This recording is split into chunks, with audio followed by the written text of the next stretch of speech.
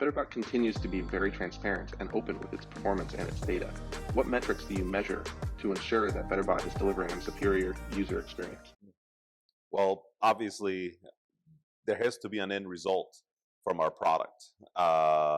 And in our case, we measure everything from time spent on the bot itself, but we also measure of how many appointments do we manage to schedule, how many people that we greet actually engage the bot, how many of those engage with the bot and ask additional questions, how many of them want to be connected with humans. So we track probably over a dozen metrics to make sure that we're hitting all of those in order to have a superior user experience.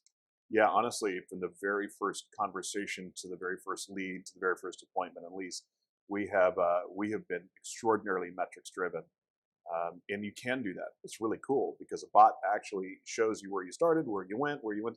In fact, there's so much information; it's almost hard to distill all of the variables and exponential data, but that you can derive from it. What we do know is we're constantly optimizing to provide the best user experience and the best results back to the clients. We actually figured out that when people, for example, go to virtual tours and videos, the next thing they're most likely to do is schedule that appointment. So you got to link that, and you got to make sure there's some intelligence relative to where the consumer has been in the process and where we think they're going, and that's all metrics driven. And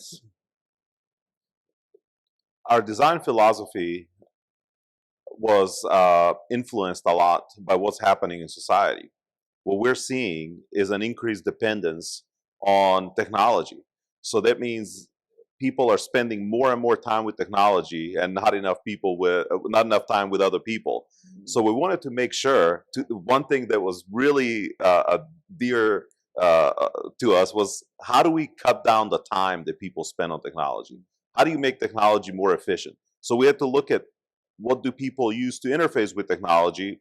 Obviously, mobile devices. So how do you build the best mobile experience? For us, obviously, that was a bot. So how do you build the most efficient bot? Obviously, for us, that was guided conversation, to where we don't want people taking any additional steps. We want to minimize typing on small screens. We want to make sure the interaction very easy and fast, and want to make sure that ultimately people get the information that they need to get whenever they need to get it from the device of their choice.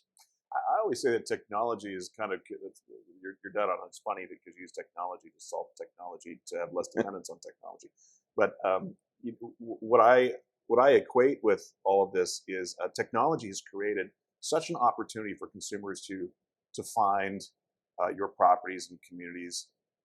That's a good problem in that people can find you everywhere, but that's a problem in that people can find you everywhere. So now they're inundated with all of these leads and all these communications and all these different mediums. They simply can't keep up. They cannot do it.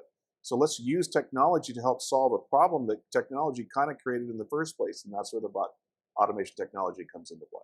Look, this technology, for being honest, is still in its infancy stage.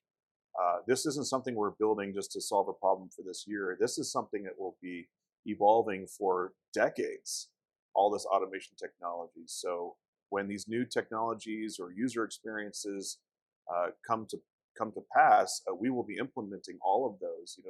There is a play eventually for natural language processing one day, but it's got to get better before we're ready to implement that. We have some ideas around that, which we'll be sharing here in the near future. Hey, thanks for watching. To learn more about BetterBot, head to betterbot.com.